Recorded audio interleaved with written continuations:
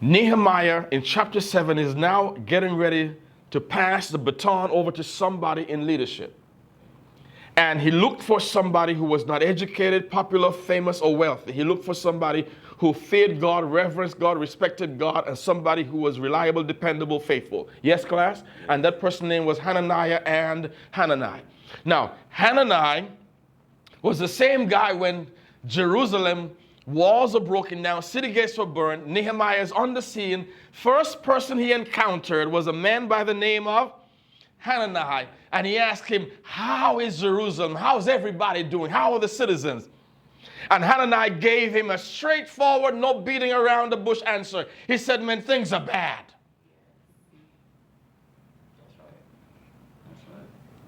Listen to this. There's a guy from Johannesburg, South Africa. They killed him some years ago by the name of Lucky Dube. I was hooked at one time on Lucky Dube. I mean, he was my hero at one time when it comes to reggae. Because his songs are filled with messages. Lucky Dube, say preach, oh they preach. Lucky Dube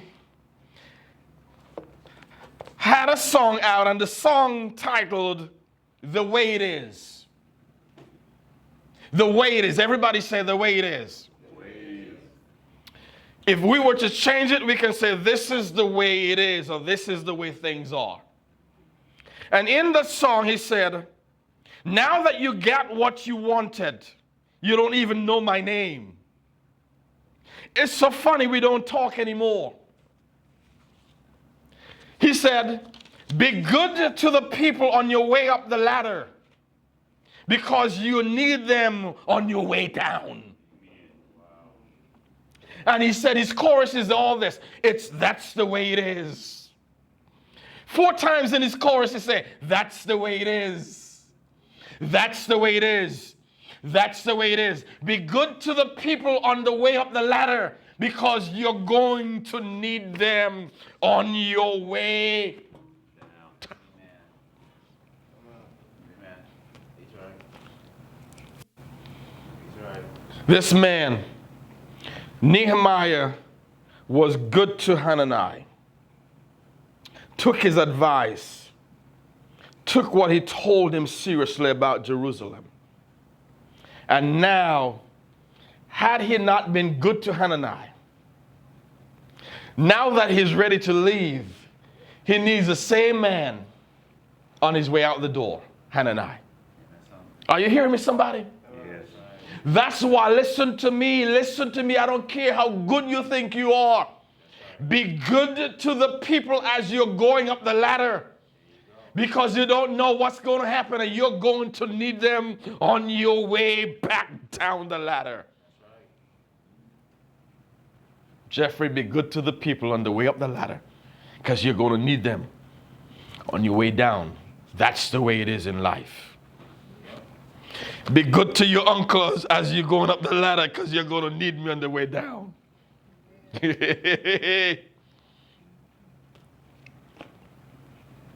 Jeffrey, I hate to pick on that young man. When we first started this church, I went around knocking on doors and giving out flyers. 11 people showed up that Sunday morning, to include my family and myself, and Jeffrey. Josephine, I don't care what they say about you in Baltimore, but you gave birth to a faithful son. You're blessed. Out of the 11 people and all who have come and gone, Jeffrey has been here from day one.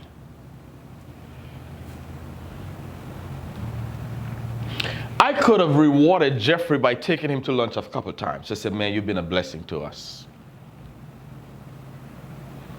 I could have given him an envelope a couple times and said, man, Jeffrey, in this envelope is $100, $200. Do whatever you please with it. But that was not enough for me because this man has been But what's the word? F. What's the word? Faithful. Faithful. Jeffrey saw them come and leave. I know when those doors are open on a Sunday morning, I know two individuals are going to show up in this house. My sister and Jeffrey Turner. And when my mom was alive, Mommy is going to be here. Amen. So I said to Jeffrey, one day I'm going to buy your car. I didn't say buy lunch. What did I say? Car. Was it 2020? I called Jeffrey and I said, meet me at CarMax. You still have that car? Is it a jokey car or is it a good car? Good car. And the repo man didn't come and take it. You don't have to hide it by your grandmother's house. I bought him a car. Amen. He was paying less for insurance. Then he said to me at CarMax, he said, my insurance is going to be more, $66 or $68 more. I said, don't worry about it. Every month for 4 years, is it 4 years now? I cash app him $70 more because the insurance went up $70 because I put the men in a higher insurance bill. I cash app him $70 to say this is to add on to insurance. He's been driving a car for how many years now? 4 years. And he never paid a car note. I pay his car note every month. Why? The man has been Faithful. Be good to the people on your way up the ladder. Because you're going to need them on your way down. Jeffrey has been a blessing to me and this church. Amen. Preach. Only preach. I'm about to. I got only 7 minutes, but you guys are distracting me. Jeffrey's not the first person I gave a car to. Pastoring in Miami. Went through a drive-through. Back then, I used to love Taco Bell, soft taco and Dr. Pepper. $2.14. I'll never forget it. Back in the day, not now. Back in the day, Germain, 2 soft taco and a Dr. Pepper, $2.14 back in the days.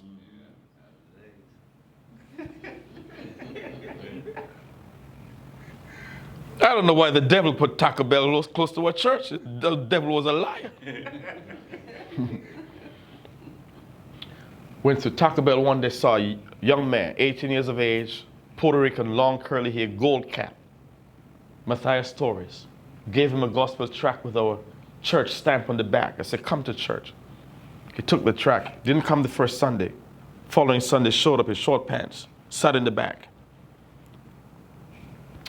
From that first Sunday he came, Matthias never stopped coming. He wasn't saved yet. He got saved during the course of coming. My sister was one of the ushers. Church was packed. He sat in one of the ushers' seat in the back. My sister was trying to get this young man out of the seat, and Matthias said, I'm chilling. You know, he was from the streets. High school dropout, working at Taco Bell to cover up his weed selling business. He said, I'm chilling. If Matthias' car breaks down, he's going to take the bus to church and we're taking him back home. He found his wife at that church. Amen. Matthias never left America, never flew on a plane. When I moved to St. Thomas, well, before that, Matthias' car was raggedy and old and beat. When Matthias pulled up to church, we knew he arrived. Because his car would make so much noise. When I left Miami to go to St. Thomas to start a new church, I had a brand new van. I gave it to Matthias. All he had to do was drive it and put gas. I was still making the payments. Why? Matthias came to that church and never left. He brought his entire family back to the Lord, to the church. His mom was backslidden, his father was backslidden, brothers and wives were backslidden. He brought them all. He brought all kinds of friends to the church. He was an evangelist. One day I said to Matthias, what do you do on Sunday nights? Nothing, Pastor. I said, come on to Sunday night service. After a while, I said, what do you do on Tuesday nights? Nothing, Pastor. Come to Bible study. What do you do on Saturday evenings? Nothing, Pastor. Come to men's fellowship. When I left Miami, Matthias was the youngest. My sister, Mother Brown, Takesha, we had a minister's training in DeForest. Matthias became the pastor of the church when I left Miami. Amen. That's right. Gave him a brand new van. That's right. When I started the church in St. Thomas, Matthias never flew on a plane, never left America. I brought he and his wife and his son to the Virgin Islands for a youth convention. And he has been a blessing to me. Is anybody listening? Yes. Why? Be good to the people on the way up the ladder. You're going to need them on your way down. And Matthias was a tremendous blessing to the church. I'm talking about what? Faithfulness. Nehemiah was not looking for any clown, any jokers, any unreliable people. He was looking for people that when he knows he can call on them, they're reliable, they're dependable. People ask me all the time, why do you go the extra mile for your sister? Because every Sunday my sister's supporting me. I don't care how crazy my nephews act. I deal with them because my sister has been a blessing to me in this ministry. Dentist appointment, doctor's appointment, anything. My sister go to work, brother is going to take care of that. Why? She's been a blessing to me. Be good to the people on the way up the ladder. You're going to need them on your way down. Yeah, bro. That's good. My sister has been a blessing to me in this church. So Josephine, I go the extra mile for her. She said, jump. I say, how high? I'm not going to ask how deep is the cliff. I'm going to jump. Because she jumps for me in this ministry. She supports financially. Had it not been my sister and myself and a few others, we won't have no church. Is anybody listening? Yes. DeForest, another young man who came to the church. DeForest never had a car, first car. He's a pastor, I need a car. I said, okay, what kind of car do you need? Told me. I went to the car dealership right next to where our church was. I picked up the car for him. I took the car to his workplace. The man didn't pick the car. I went and picked the car out for the guy. Took it to the workplace. Do you like it? Yes, Pastor. Do the paperwork, bam, bam, bam. I talked to the people. No cosigner. Got him his first car. Now, I wasn't paying for that one. Now, he paid for that now. Amen. I just laid the groundwork for him and put some good word in for him. Amen? Amen. But DeForest came to the church and was committed and faithful. And I helped him to get his first car. I've tried many times to say, DeForest, invite your mom, invite your sister, invite your brothers. He tried, but they would not come. They would not come. But when he got his car, the next Sunday they were in church. Why? I've been good to the person who's been good to me. Yes. DeForest was having difficulties getting a job. He had a 4-year degree in finance. I said to DeForest, I'm getting ready to go to the Virgin Islands to start a new church. Would you like to come with me? The man never left America, never flown a plane. DeForest didn't even know how to unbutton the seatbelt, the seatbelt, unbuckle the seatbelt. He got up once to use the restroom and he how do I do this? I had to show him how to unbuckle his seatbelt. First time on a plane. Went to the Virgin Islands with me to start a new church. He was the person in charge of the finances. Is anybody listening? Why did I take him? He was faithful. He was honest. He was a good giver.